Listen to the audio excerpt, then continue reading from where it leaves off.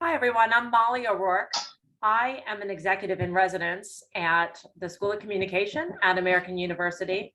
I'm also one of the directors of the master's program in political communication. Tonight, I am filling in for my colleague and my friend, Betsy Fisher Martin. I want to welcome everyone to our virtual series, Women on Wednesdays. We're so glad to have everyone here. And to those of you who are new to our events, I'll just give a brief introduction.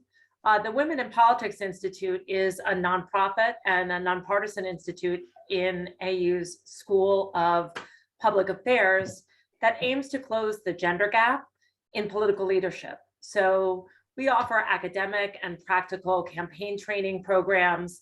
We facilitate research and discussions like this one about women in politics and in leadership. And tonight we're especially excited to have one of the top political operatives in the country, Lis Smith, who at the age of 39 has already been in the trenches and worked for dozens of top political campaigns, from Senator Claire McCaskill to Governor Terry McAuliffe, Governor Martin O'Malley, and most notably Mayor Pete Buttigieg on his 2020 presidential campaign.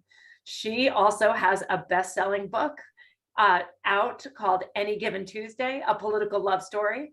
And in it, she writes candidly about her life on the campaign trail and being a young woman in politics and the lessons that she's learned along the way. So before we start, I just want to remind everyone that like our usual format, we will save time for questions at the end of the hour. So as you're listening, please feel free to use the question tab on Zoom to post a question that I'll be reviewing, and we'll circle around after we've had a conversation and I'll come to your questions. So let's get right to it. Lis, welcome, and thank you for being here all the way, I think, from Los Angeles. Yes, from my lovely hotel room in Los Angeles. Thanks for having me. This is so cool. I wish in college that we'd had something like this at Dartmouth. Yeah, it's great. I always say the same. I wish that we had all of these kinds of resources and opportunities when I was in college. I want to start off by asking you about your book. I can imagine that writing a memoir, even during a pandemic when you have a lot of time on your hands, is a daunting task. And you certainly have lots of great stories here. And those in the audience who are political junkies will love hearing some of your insider accounts of some of the stories that we've only read about in the newspaper or online. But give us a little bit of a sense of why you wrote the book and who your audience is, what you hope readers, what kinds of readers you wanted to engage, and what you hope they'll take away from the book. Yeah, well, thank you. That's a good question. Why did I write the book? I'm a pretty ambitious person, but I really never ever thought that I would write a book. It takes a lot of time, a lot of focus. And, I'm the type of person where if I'm going to do a book, I'm going to write it myself, not have a ghostwriter or anything like that. But it so happened I got approached about writing a book right after Pete dropped out of the presidential race, which was it was the first week of March 2020, which happened to coincide with the beginning of the global pandemic and the lockdown. So I figured, well, if there's any time that I'm actually going to be able to sit down, focus, and write a book, I'm going to make the most out of this. And this is the time. And it just seemed like a sign for me to do it. And I realized that I did have a lot of stories to share. Yes, some of the fun, gossipy stories, but stories about lessons I'd learned in politics, stories about lessons I'd learned in life. And it's a very, very interesting lifestyle that a lot of people don't understand, and sort of the time commitments that go into it. And everyone is really, really, these days, I think, really, really hungry for information about politics and how it works. And I just saw that there was really a gap in sort of knowledge, a gap in the market for a book that sort of explained what it's actually like behind the scenes of politics, the good, the bad, the ugly. And so I wanted to sort of illuminate it for people. And my audience for this, and I was really dead set on this going into it, which was not to get into the weeds of how a book gets made, but when I picked out an agent, when I went with an agent, I decided to go with a non-political agent because I wanted the audience for this to not just be political junkies, not just Democrats, not just Republicans, but I wanted it to be really, really accessible to people outside of the political realm, to maybe, I don't know, maybe get them interested and maybe get them involved too, but to sort of shed some light on how this bizarre business works. So, and I've gotten really good feedback about that from Democrats, from like top Republicans, and also from people who aren't political at all. So let's start off with that. Thinking back on the many clients who you've had, is there a campaign experience or a candidate that you can identify as really having learned a lot from? And what did you learn? Was it something about policy? Was it something about you personally? Was it something about the way the world works? What was like a really important learning opportunity for you working on the campaign trail? Look, there's no campaign experience, even though it was very, very late in my career, was definitely Pete's campaign. Because, and I think what it taught me is the importance of like innovating in campaigns, even, and I use this in the small C way, but campaigns and politics, it's a very conservative industry where people just tend to do the same things over and over again. And people are pretty risk averse about trying out new tactics. But Pete knew that if he was going to go anywhere in the presidential race as a 37-year-old openly gay mayor of a town of 100,000 people, right? Not exactly who you would think of as the type of person that would vault to the front in Iowa. Right. He was going to need to take some risks, and he was going to need to do things differently. And he didn't have access to big donors like other candidates did. He had zero name ID and like a tough Maltese last name to boot. And so that the one thing that I pitched him on was like, let's just go all out in the media and do something, have an earned media strategy. And earned media means it's just like a fancy term for press strategy versus paid media ads. You probably explained this in your other Women on Wednesdays, but and so that's what we did. And so, you know, and on top of doing all the traditional political press, I had him doing, and I just saw him, like, I'm seeing him later tonight, but I just saw him on TMZ Live, right? I was putting him on sports outlets, I was putting on entertainment outlets, putting him in fashion magazines. And if there are three things that Pete Buttigieg doesn't know anything about, I would say fashion, sports, and celebrity gossip. But it was a strategy that really paid off because we made it so that it was pretty much impossible to somehow not hear of Pete. And that even if you weren't a political person, you were going to get a dose of him in your life. And because he was someone, it's not a strategy that works for everyone, but because he is someone who is just so good at doing interviews, it was a strategy that really, really played to his strengths and allowed him to take off. So it taught me the importance of innovating. It taught me the importance of being willing and able to take risks, because like a lot of gray hairs in the political world thought I was insane for doing this, and thought Pete was insane for letting me sort of craft this strategy. They were like, don't you think he's doing too much media? Don't you think you're exposing him? And it's like, well, this is the only path that we have. So that was an important thing. But I think also what it taught me on a personal level and about myself was that the importance of when someone gives you a lot of power and puts a lot of trust and faith in you, that one, it teaches you to believe more in yourself, but it gives you the confidence to really run with something. Because like, you know, I think if people didn't know me outside of the political context, they might be like, what sort of lunatic is going to hand over the keys to a presidential campaign to Lis Smith? But he did, and it paid off. And it was, it really gave me a lot of confidence in myself and my abilities, and that you sometimes don't get, you know, I always am second guessing myself. So those are the things I learned both about politics and myself. That's great. I wanted to ask, you know, when you say giving confidence in yourself, one of the things that the Women in Politics Institute does in particular is to focus on training women to run for office and helping them to prepare, to know what it's going to be like. And we know that some of the guidance and even some of the skills that women need to prepare to run for office are different than what a lot of men need in terms of getting ready, and feeling confident about running for office. From your perspective as an advisor, what's the difference between you've worked for top male candidates and female candidates? Is there a difference or a generalization that you picked up on? Let's see. And like right now, I'm advising a female candidate, a female politician, a woman politician in Michigan, Mallory McMorrow, who some of you guys might know. She had a big viral moment and is total star in the Democratic Party.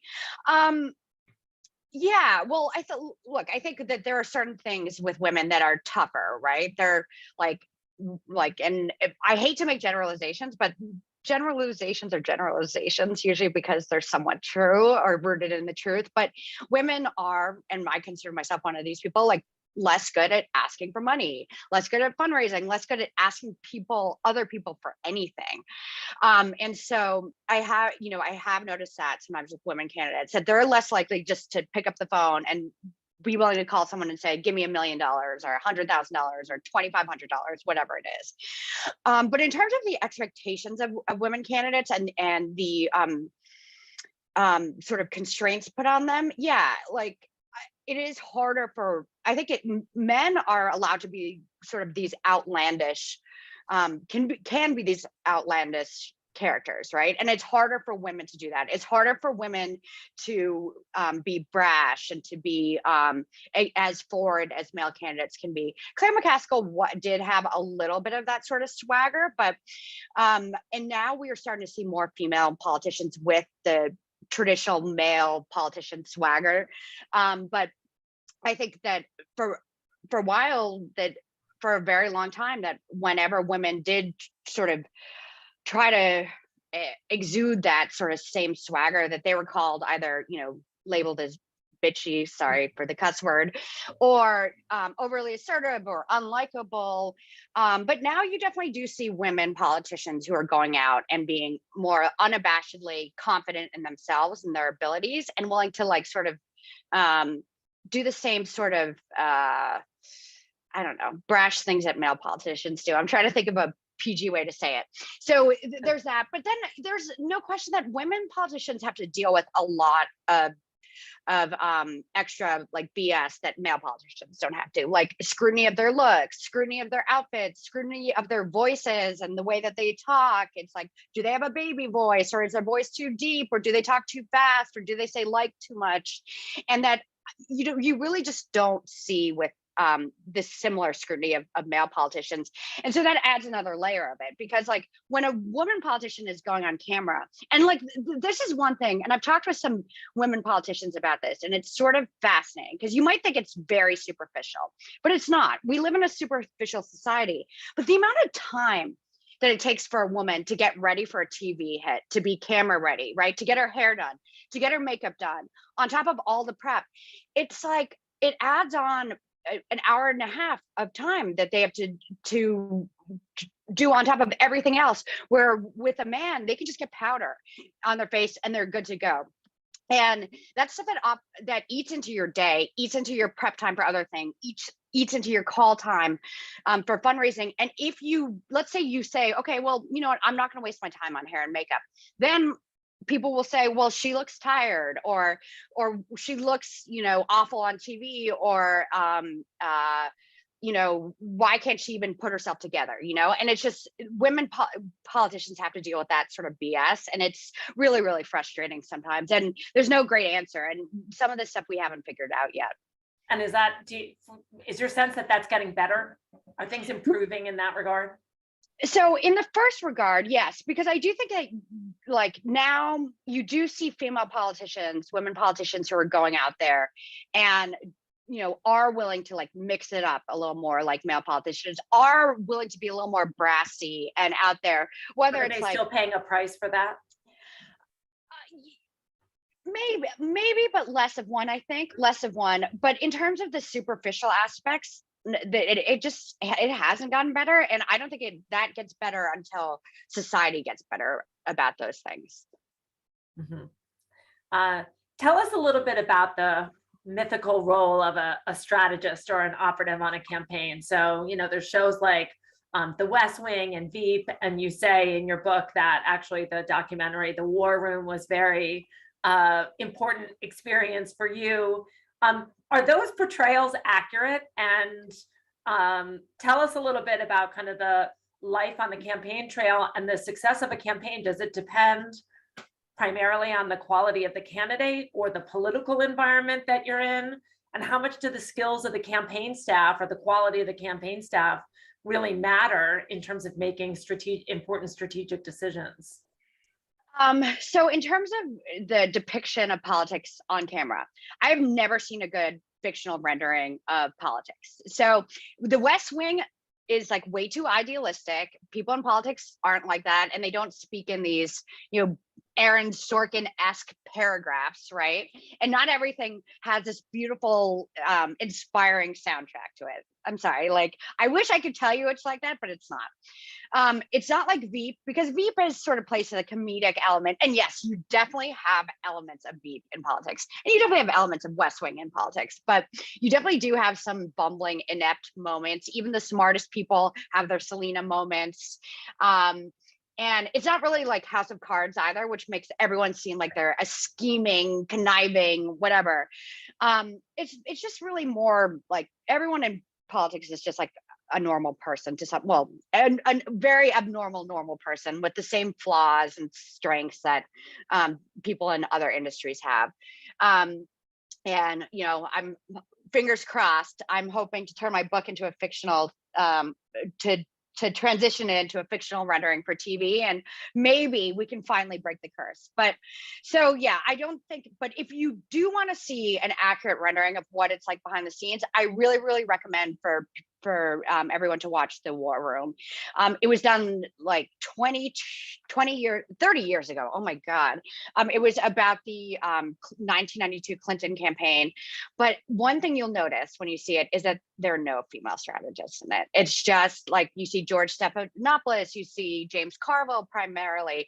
And the only woman who gets extended screen time on it is Jennifer Flowers, which is so depressing. So if you are looking to see a rendering of women strategists on TV or in a movie, it's not going to be in The War Room. But in terms we have to of wait like for your series to come out. To exactly, and it's gonna have a a foul-mouthed female lead. But in terms of with campaigns and sort of how they work with strategists, the team, candidates, yeah, the candidate quality matters a lot. Like if you have a really, really bad candidate, it doesn't matter sometimes how good the electoral environment is, you can still lose. That being said, some really bad candidates do sometimes sneak through based on that. And it really depends on the level of office that you're running for. So like in a wave year, 2022 was supposed to be a wave year, right? Because of the Dobbs decision, everything has gotten scrambled. But in a year like 2022, that's where what it was looked like in March. That's where you would have seen some real turkeys, some real zeros get across the finish line that maybe now, because of the environment, won't, in terms of on the Republican side.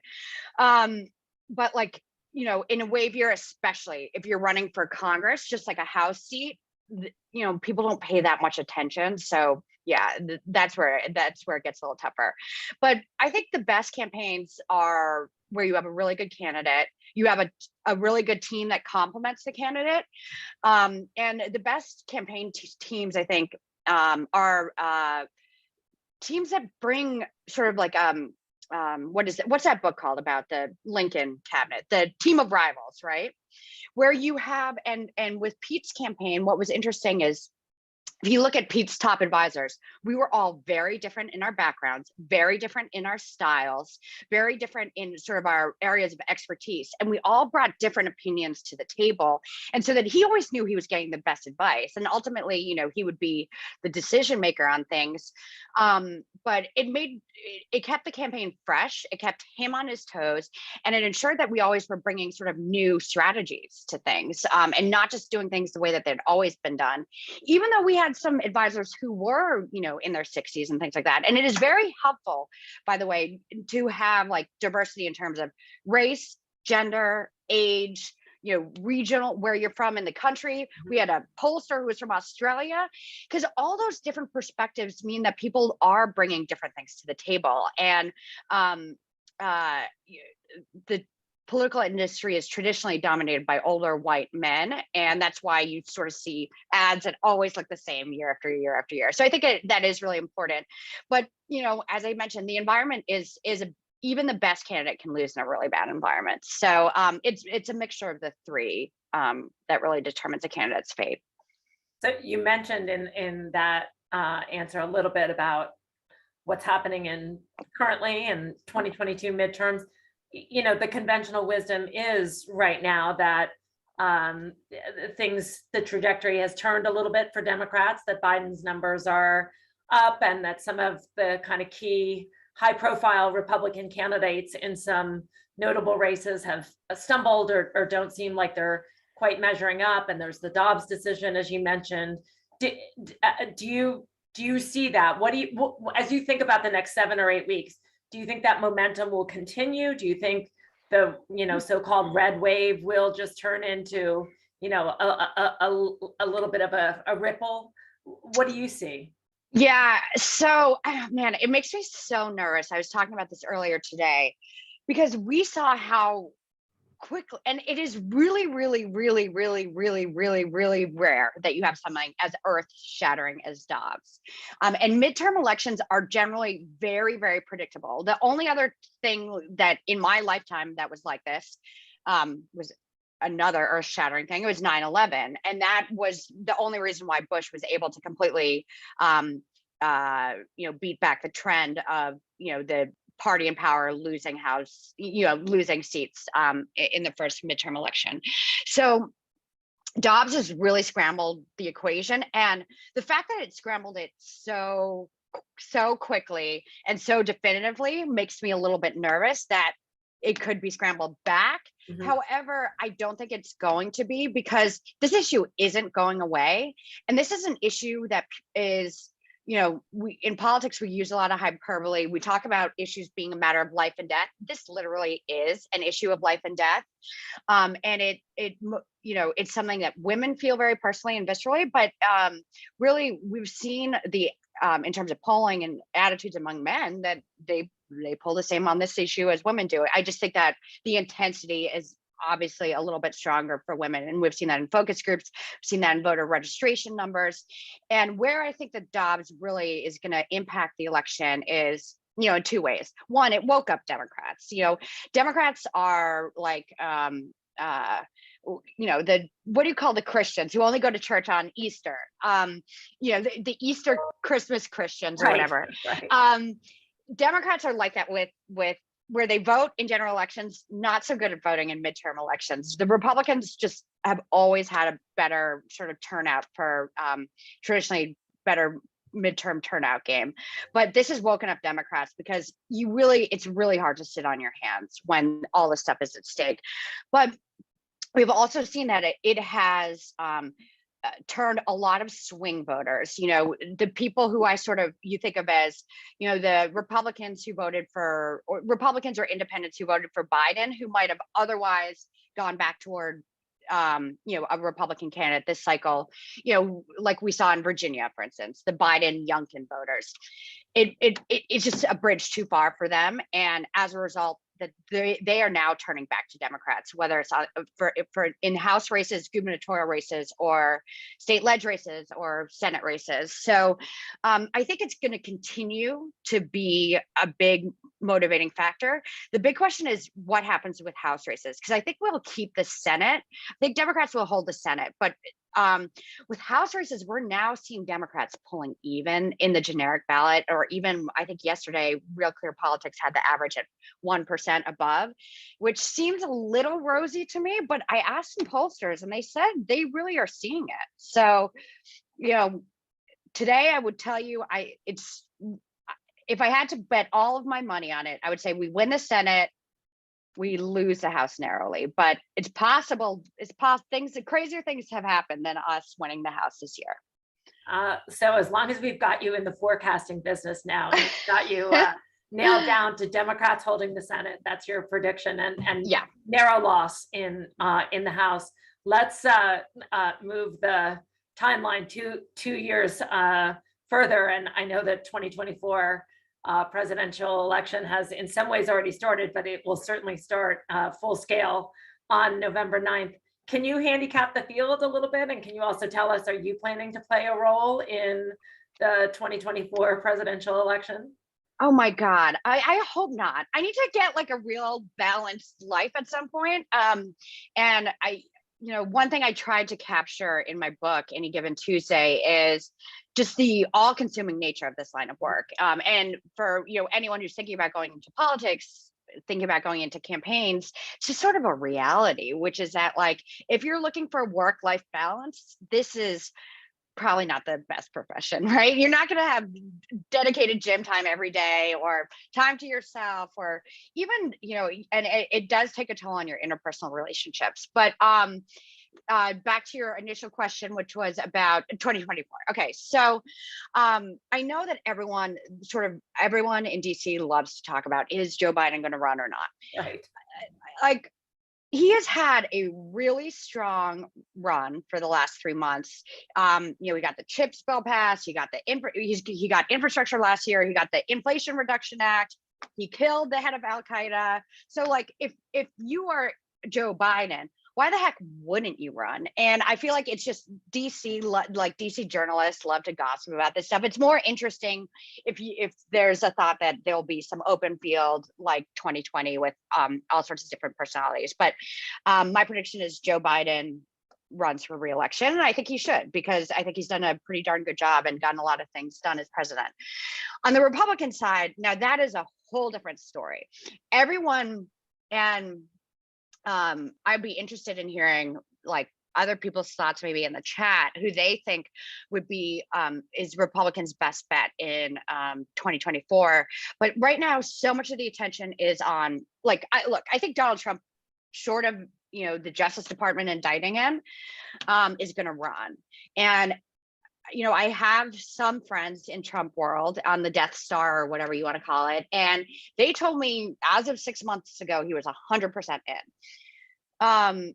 But, I don't know, the stuff with the documents at Mar-a-Lago, again, it shows you how everything can change on a dime. And no one was expecting that. Like, I wouldn't have expected that plot twist. If Trump runs, I do not see anyone being able to run a credible campaign against him, because he has such a vice-like grip on the Republican electorate, and it just seems like it's impossible to get his voters to move away from him. If he doesn't run, I think you're going to see a pretty big field. The person who gets the lion's share of attention right now is Ron DeSantis, the governor of Florida. And you said you wanted the people to ask in the chat room, and we have gotten a couple of chats. Oh, good. Okay. What do you think of Ron DeSantis? So I think he is extremely overrated, and I think that people are putting a little bit too, are just like focusing on him a little bit too much, just because it's easier, like versus actually having to go out and focus, like learn more about all these other governors or senators that aren't necessarily household names. But he sort of reminds me, one, I think he's peaking a little too soon, but two, he's got a successful playbook. It's not my playbook. It's not I want to be clear. It's not a playbook that I endorse or approve of, but he's taking from the Trump playbook and the Chris Christie playbook that came before the Trump playbook, and something else I write about in my book. Not that I'm trying to plug it or anything, but which is that he realizes that the one thing that really motivates Republican voters is there is hate. And how much you hate the people that they hate. With Chris Christie, he rode that formula to a lot of success, and people in 2012 were hoping for him to jump in the race late. He hated public employees and teachers, and he would make a spectacle out of always attacking teachers at his town halls. Donald Trump, it was immigrants. With Ron DeSantis, it is the health experts, and he is all in on the strategy of saying, these people tried to ruin our state. I fought them. We kept Florida free, etc. But I just don't think he'll wear well. He is not known for being a particularly nice person. He's not known for being particularly gregarious. People who work with him don't like him. He's not good at the glad handing aspects of politics, of calling up donors, of shaking hands, all of that stuff. And that's really, really hard if you're not like, if you don't have that sort of cult-like rock star quality. And I'm not saying this in a positive way like Trump does. I just don't know how that's going to wear well. So that's my thought on DeSantis. Who else did? They're also really interested in what you make of Liz Cheney and her future. Oh God, look, I would love to say that she's got some big bright future ahead of her. And you know, it is something that's so bizarre because like if you had asked me 4 years ago to name some of my least favorite Republicans, I think she would easily have been in my top 10. And now there's no doubt that she had shown immense courage, right? And she was willing to give, she didn't have to do any of this. She didn't have to give up her career. And a lot of people have thrown themselves, have thrown their lot in with Donald Trump, but she didn't. And I think she deserves a lot of credit for that. But I just don't see her having a future in the Republican Party, given its fealty to Donald Trump. But, you know, she probably can raise some money, maybe play in some races for some Democrats. But the Republican Party does not seem to have much of an appetite for, you know, someone with her politics these days. Great. So we've gotten some great predictions or forecasts out of you. Democrats are going to keep the Senate, lose the House narrowly by less than expected. You think Biden's running? You think Trump is running? You think DeSantis is overrated? You think Liz Cheney has a little bit of an uphill struggle or not a little bit, an uphill struggle to make it on the Republican side? Yeah, and I think Democrats will can have some luck on the state level, because in state legislative races, like I think, for instance, in Michigan, like I think we'll be able to maybe flip the state Senate there. And why does that matter if you're not from Michigan? You might ask that. Well, now with the Dobbs decision, essentially throwing abortion back to the states, like state legislative races matter so much. Gubernatorial races matter so much. And it's not just Dobbs, you know, next it could be LGBTQ rights and protections. It could be voting, you know, additional voting rights stuff. So the state level races are really important, and we've seen a lot more interest in among Democrats in those races. So I think that we will make some gains on the state level in both gubernatorial and state legislative control. So I will go to questions from our audience, but I wanted to just ask you a few more questions about things that you okay, I'll be quick about in the book. You talk about having a really special relationship with your dad and how he influenced you and including your professional career. Can you say a little bit about that? Yeah, you look, again, it's just the value of having one.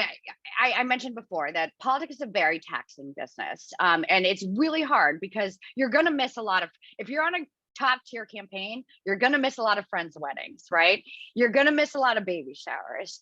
And so it does make the relationships that you have and the close relationships that you have that much more valuable. And for me, I had a very close relationship with my dad, and he was someone who was really encouraging, gave me a lot of great advice.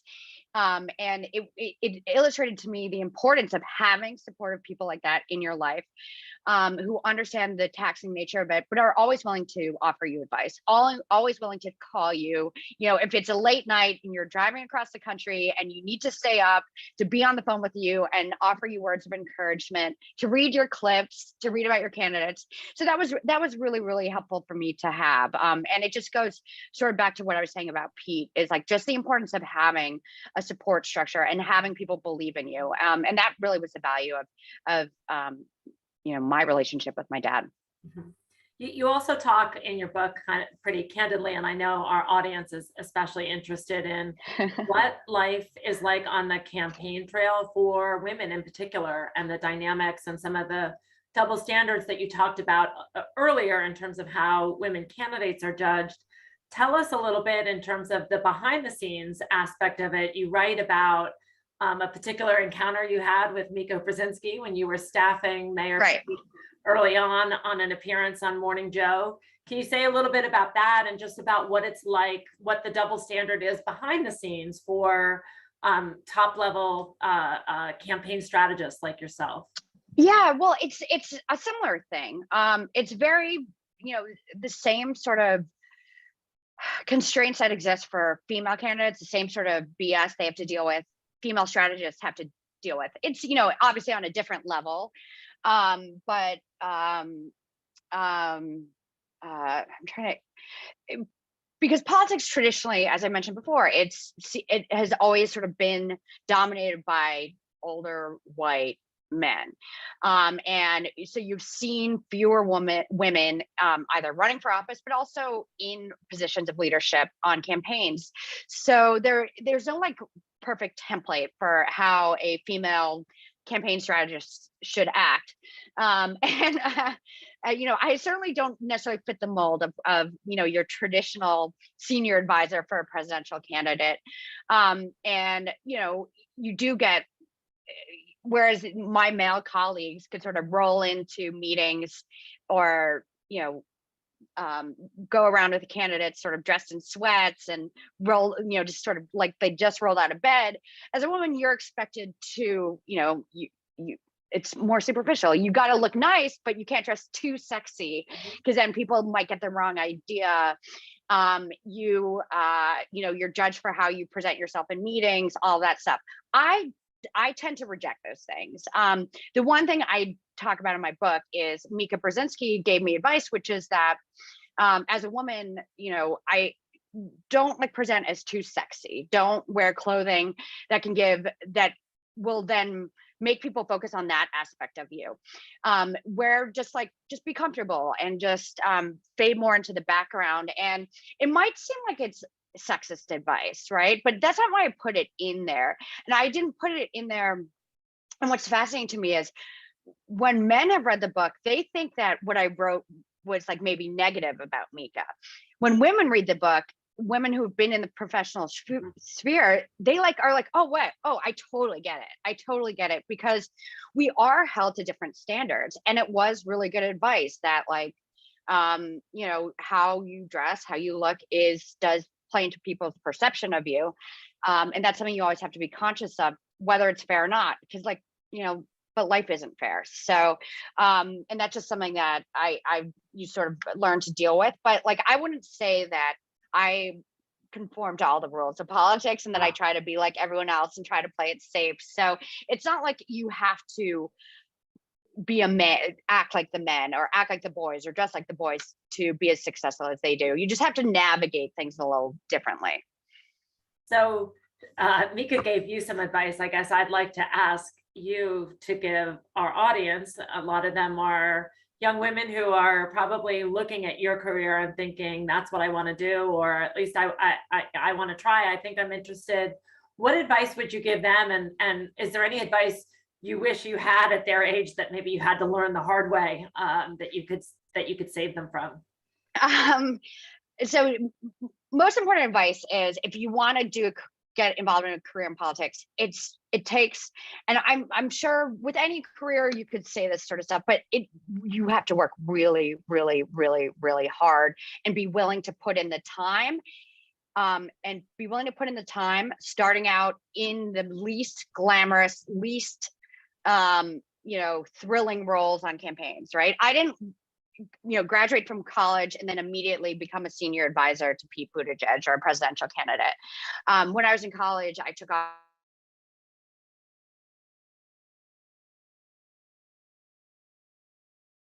for Tom Daschle in South Dakota. I picked up from Dartmouth College, drove across the country to South Dakota, and knocked on thousands of doors, made thousands of phone calls to organize voters in my area. And it can be very depressing. It can be very frustrating. You get doors slammed in your face. You get people hanging up the phone on you. I got mauled by a German Shepherd and had to drive myself 45 minutes to the ER because I'm in the middle of rural South Dakota. I had a guy pull out a gun on me at one of the doors. So it's like, so you have to, I think, if understand that it's not like the flash, and it's not the getting to go to debates, do debate prep, and be on these these fundraisers with George Clooney. It's more likely that you're going to be at that door getting, having a German Shepherd lock its jaws around your calf. So I think understanding that it is a big time commitment, understanding that you work hard, but that it pays off. And that over time, like if you do put in the work, people will recognize that, and you will eventually get that job that you want. But it does involve a huge amount of sacrifice. I don't know that there's advice that I wish I'd gotten. One thing I would say is, and this is a different dynamic, because social media wasn't really a big thing. Facebook, like I just got a Facebook account in 2003, 2004. So it was like, but I wasn't really posting a ton. Is to know that campaigns will look through everything that you post on social media, and that anything you do or say on social media can and will be used against you. And so, and is that as a candidate or as a would-be staffer? As a would-be staffer. Okay. And so certainly with candidates, but more and more over time, on campaigns I've worked on, I have seen, or just generally in politics, posts from staffers from when they were like 18 being sort of pulled, taken out of context, and then they're written up in the media. They're on Fox News, they're in the Washington Post. Like I remember a staffer on Pete's campaign had written something that was complimentary of Louis Farrakhan from when he was in high school. I think he was 16 when he wrote it.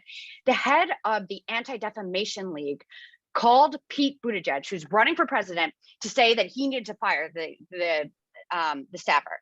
Pete, to his credit, did not, because he understands that when you're 16, you're going to post this, and that you're allowed to mess up, or maybe not mess up. I don't know, whatever it is in this situation. But there are a lot of candidates and a lot of people in positions like mine who then might be scared off and might say, well, we need to fire this person, we won't hire this person. And so that's just advice that I would give, that for a dynamic that wasn't really there when I was getting started. That's great, because it kind of goes into the first question that I was going to ask you. I want to acknowledge we have a full class, I think, that is in the audience tonight, Professor Getman's class, and I've been looking at your students' questions. So I just want to pull one to the top, which is, when you are in a position now to be hiring junior campaign staffers, maybe like some of the young men and young women in the audience, what is it that you're looking for? Like, what sets somebody apart where you say, this is a person who I want to be part of this intense experience? What gives somebody the edge? What quality are you looking for in a staffer? Someone who's, I like someone who is tenacious, really hardworking, but also someone who is open-minded when they walk into a job, right? Because we all have our own political opinions. And one thing that I find sometimes frustrating on campaigns is if people sort of walk in and say this is the, or they get mad because a candidate doesn't share 100% of their views, or a campaign doesn't share 100% of their views, or a campaign, maybe they have different ideas about how to do things. But if you keep insisting on doing things your way, whether you're a 21-year-old staffer or a 61-year-old staffer, you've got to have a collaborative mindset and understand campaigns are very short-term things. It's sort of like a startup that, it goes from 0 to 60 and then it goes completely away. Out of business any day. Exactly. And that, that there's no one way to do anything. And understand that you're not always going to get your way, whether it's on policy or on tactics. And so it's very important to me that people do have a collaborative mindset, because it can really jam up a campaign if someone comes in and doesn't have that sort of mindset. And it's really important that in addition to being willing to, speak your mind and be hardworking, that you are willing to be collaborative and work well with others, because it's very, very, very much a team sport. Got it.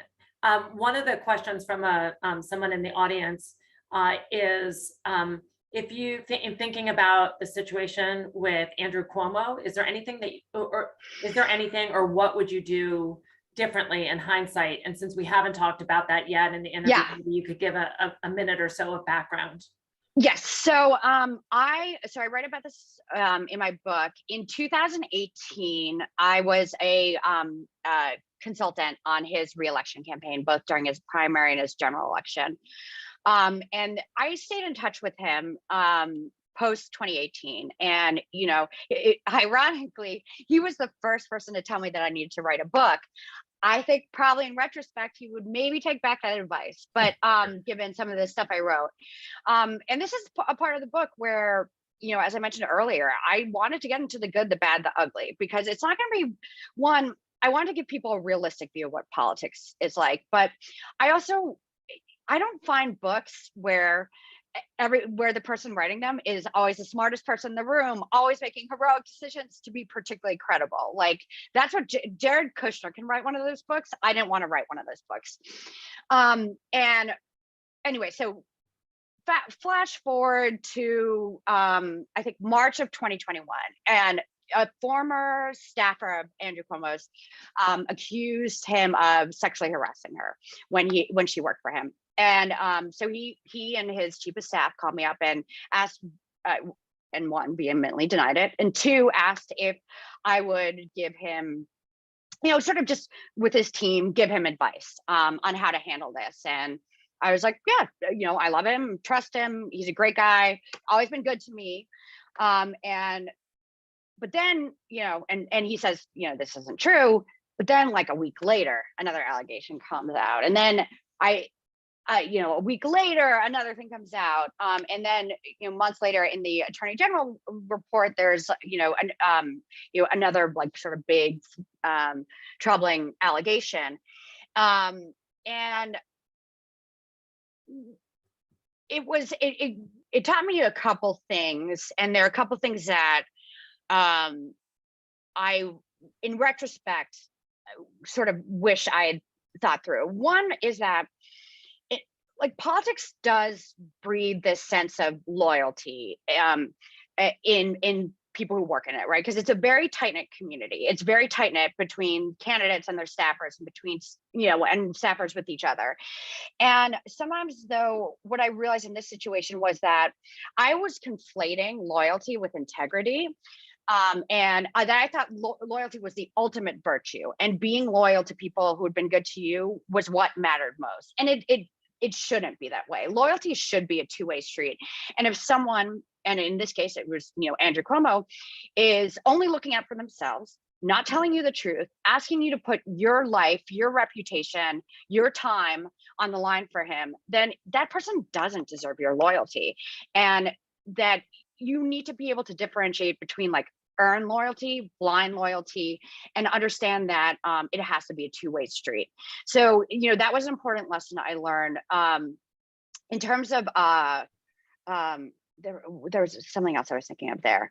But another thing is at a certain point, I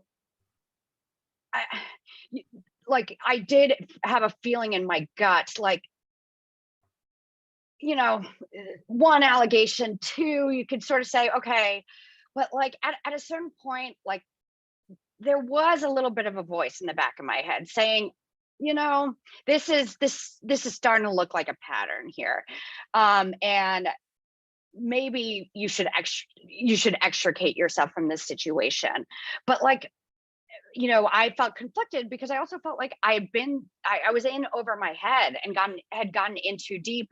But I do wish, looking back, that maybe I'd listened a little bit more to that gut feeling and the voice in the back of my head, and not gotten so caught up in the moment that I was thinking like only how do I get him through this, not whether I should be helping him try to get through this. Because and these are the things that keep me up at night. But yeah, those are the main things that I look back and think these are the lessons I learned and the things that I would have done differently.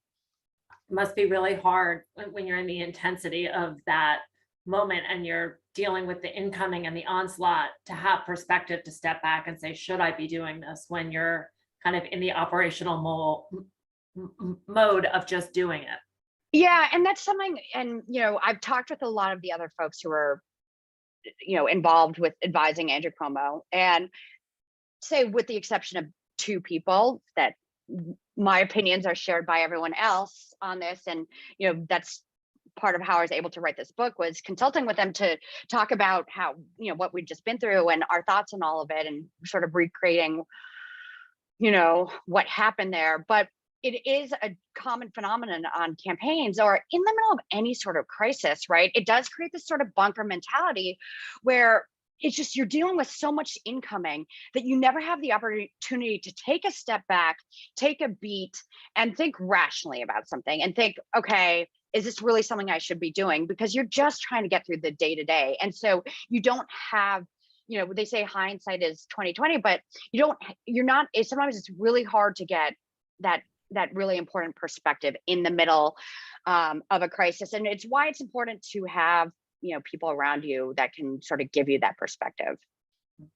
So another question is a little bit related to this, in that there's a question about why it seems so uniquely hard for women to be successful running for governor.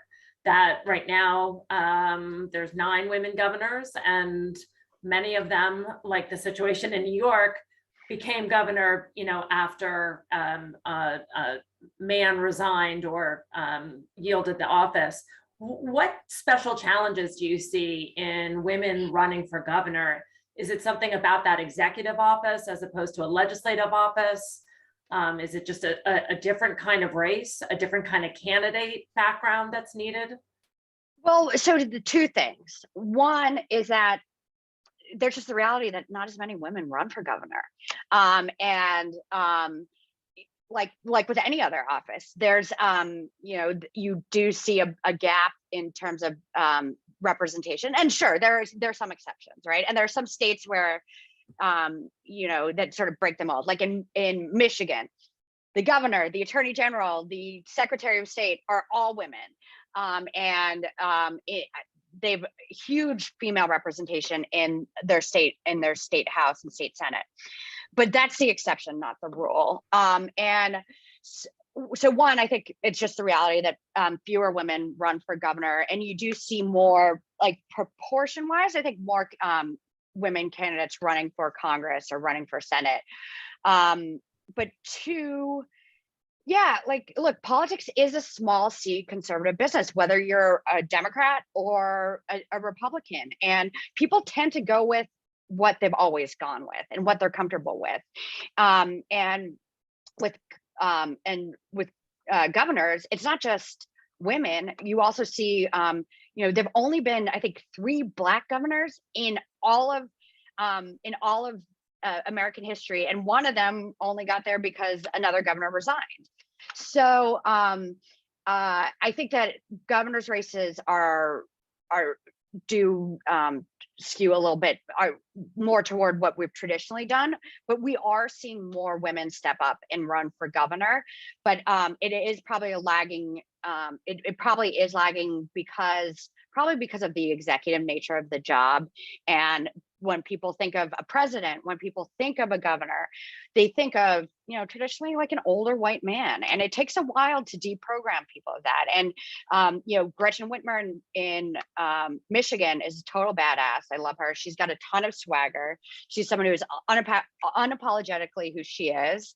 I know that there are a lot of women candidates this cycle. We'll see how they do. I want to ask a question that's just from my own background. I come from a background of polling, and just wondered what it was like to be on the Buttigieg campaign in Iowa during that sort of fateful last poll before the caucus that was announced and then pulled back. And if you could just kind of say what the drama behind the scenes was like, I'd love to know. Yeah. I have this, I have a big section on this in my book. Oh my God, that was easily all of Iowa was so dramatic. It was so chaotic. And as a result, I do not think you will see Iowa leading the presidential contest. Wouldn't you agree? Another prediction that you're making, okay? I mean, I don't know anyone that in politics that thinks said maybe people at the Iowa Democratic Party think that, because they believe in the power of magical thinking.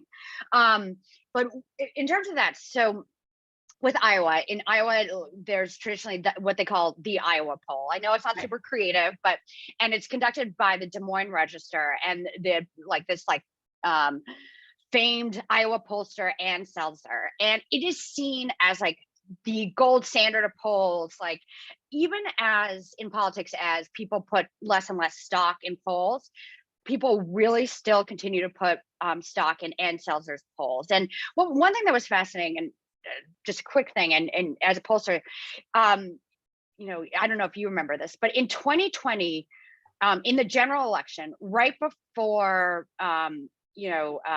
voters voted in November 2020, she released a set of polls across Iowa of the congressional races.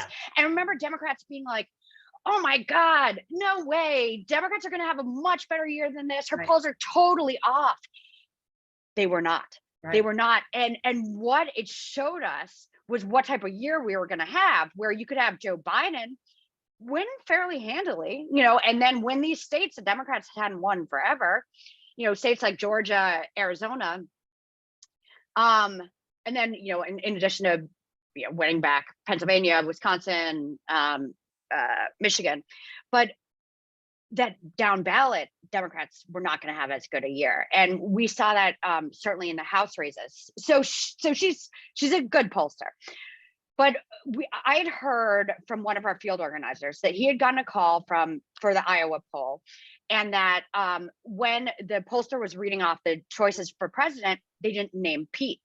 And our field organizer was like, you didn't name my choice, Pete Buttigieg. And the person on the phone was like, hold on, let me get back to you. And was like, oh, sorry, this was an error. So they tell me this, and I have an aneurysm, because it's like a week. This is 4 days before the caucuses. And the problem with polls is, so sometimes they can be good predictors of the future, but they can also change how people vote, because people want to vote for winners. And if you are going to caucus, right, when you caucus versus vote, your support is public. You're not getting, you're not going behind a curtain. Your neighbors are going to know who you caucus for, because you get in this room and you go off into the corner for your candidate. And so there is sort of a different psychological aspect to it. And so we were already asking people to take a big leap of faith to go out and caucus for Pete. Talk about someone who is not your traditional presidential candidate. Sometimes it's not just women, it's, an openly gay candidate, right? And his campaign was historic in that sense, and he faced a lot of stuff there, but a lot of questions about his electability because of the fact that he was an out gay man. And so when I heard this, I was like, and we reached out to Seltzer and all this, and we just didn't get a satisfactory answer on why Pete was left off the survey. And then it turns out maybe there were some font issues, whatever. The Des Moines Register was set to release the poll later that day with CNN. So I called CNN and I'm like, did Ann Seltzer tell you about this? She hadn't, which is a big no-no. She should have divulged that to CNN. So then CNN was pissed off about this, because they don't want their name to be attached to a poll that has flawed methodology. So at the last minute, I'm watching, I go up to a hotel room with Pete's campaign manager, Mike Schmuel, and Chris Marr, who is our national press secretary. And we're watching, CNN, and they have the chyron on the bottom, like Iowa poll, coming soon. And then they just change the chyron to Iowa caucus tomorrow. And I'm like, oh my God, I think I killed the Iowa poll. And so they never released the Iowa poll. National reporters were apoplectic, because they were planning to just write all their coverage off this and make all their predictions based off it. Then they didn't have it. unofficial numbers were leaked, and that showed it showed Bernie in strong first place, followed by Warren, followed by Pete, and then like Biden was his numbers were really, really low. I can't remember the exact numbers right now. And so the effect that that would have had, and this is not why I killed the poll. I didn't know what the numbers were until afterwards. I know some people tried to spread conspiracy theories that I did this because it would have been bad for Pete. It would have been bad for Pete. The person it would have been worse for would have been Joe Biden. It would have been a real gut punch for people to see the former vice president polling that poorly there, but and it would have been very good for Bernie Sanders. So there's no question in my mind that Sanders would have won Iowa had that poll come out, that Pete would have had a very different night. But it was really, really dramatic. It's a great behind the scenes moment. Thank you for sharing that. I want to return to one last closing question, but before we do that, let me just give a few announcements about some events that are coming up that we want you to know about. On September 28th, the forum will be featuring Dr. Elizabeth Griffith. She is an AU alum, and she will be discussing her book, Formidable: American Women and the Fight for Equality, 1920 to 2020, which is a chronicle of the fight by white and Black women to achieve equality following the incomplete victory of the 19th Amendment ratification. This is all going to be, I think, in the chat on Zoom for those of you who want to get more information, and can get it also from the Women in Politics Institute website.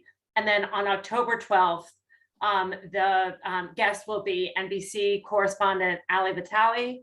She has a book focused on some of the things we've been talking about here tonight, Electable: Why America Hasn't Put a Woman in the White House Yet. And she gets into a kind of a deep dive of some of the things we've talked about tonight, the double standards and special obstacles that women face running for president.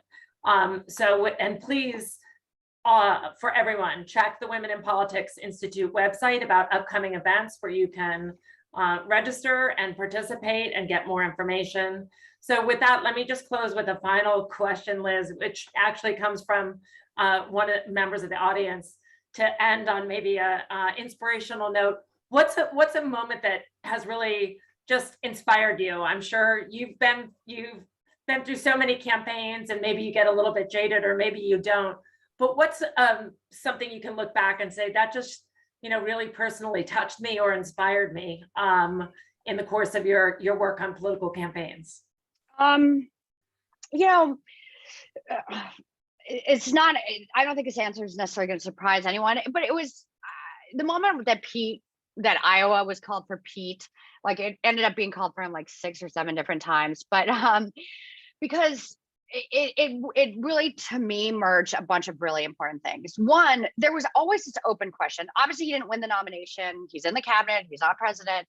So, but there was always from the get-go this open question of, would people vote for the first major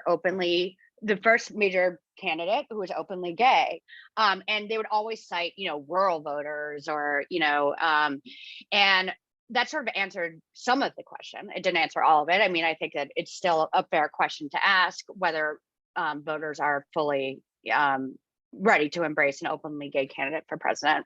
But so that was always an open question, and so that was really inspiring to see, and it gave me some hope for the future of our country, and the future of the electorate, that they were willing to sort of take a chance on him and embrace someone who lived his life in a very different way from your traditional presidential candidate. So that was cool. But it was also, everyone told me that I was insane when I was going to work for Pete, and that, like, why didn't I go try to work for a bigger name, all of that. That's a situation where I did actually listen to the voice in the back of my head. I did go with my gut, and I did decide to sort of give up my life and travel the country with him and be a senior advisor. And so it validated, sort of my faith in myself, my judgment, all of that stuff. And like the importance of being willing to sort of believe in yourself and have faith in yourself and do these things.